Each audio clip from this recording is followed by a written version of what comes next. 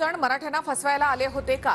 मनोज जरांगे पाटील यांनी सरकारच्या शिष्टमंडळावर निशाणा साधलेला आहे। तर मराठा आरक्षणाबाबत सरकार सकारात्मक आहे असं मुख्यमंत्री एकनाथ शिंदेंनी म्हटलंय। जरांगेंनी सामंजस्याची भूमिका घेऊन आंदोलन टाळावं असं मुख्यमंत्र्यांनी म्हटलंय। 54 लाख नोंदी ज्या मिळाल्या त्या सगळ्या मराठ्यांच्या बांधवांना, त्या लेकरांना ते पहिले प्रमाणपत्र द्या, त्यांचं कल्याण होणार आहे। एवढा मोठा तोडगा काढायचा राज्य लेवलचं आंदोलन आहे, कुठं फोनवरून कुठं व्हॉट्सअपवर खेळून असले मुद्दे मिटत असतात का?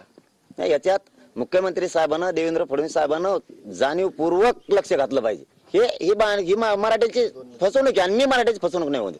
मी मराठ्यांची फसवणूक होऊ देणार नाही। नुसता जर तो कागद घेतला असता, मी जर म्हणलो असतो झाली मागणी म्हणतात, समाजाचं उद्या वाढवत होतो। खरी मरमर ही उपोषण सोडायला आलेले ते 6-7 मंत्री कुठे आहेत? ते कुठे आहेत? त्यांची जबाबदारी। फसवायला आलते का मराठ्याला? मग नुसते ते जे 5-7 जण आले होते ते मराठ्यांना फसवायला आलते का? बच्चू कडू आणि आमचे प्रतिनिधी तिथं त्यांना भेटायला गेलेले आहेत। फेब्रुवारीमध्ये अधिवेशन घेऊन आम्ही कायदा करणार आहोत। मराठा समाजाला आरक्षण टिकणारा देणार आहोत। ओबीसीला धक्का न लावता, इतर समाजाला धक्का न लावता आम्ही मराठाचं आरक्षण देतोय, हे शब्द आम्ही दिलेला आहे आणि क्युरेटिव्ह पिटिशनचं काम चालू आहे। त्यामुळे जरांगे पाटील यांना माझं आव्हान आहे, विनंती आहे की शेवटी सरकार सकारात्मक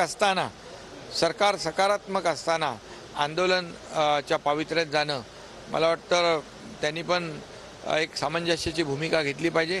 आंदोलन मला वाटतं टाळलं पाहिजे। सकारात्मक होते म्हणूनच इथून मागे वेळ दिला ना।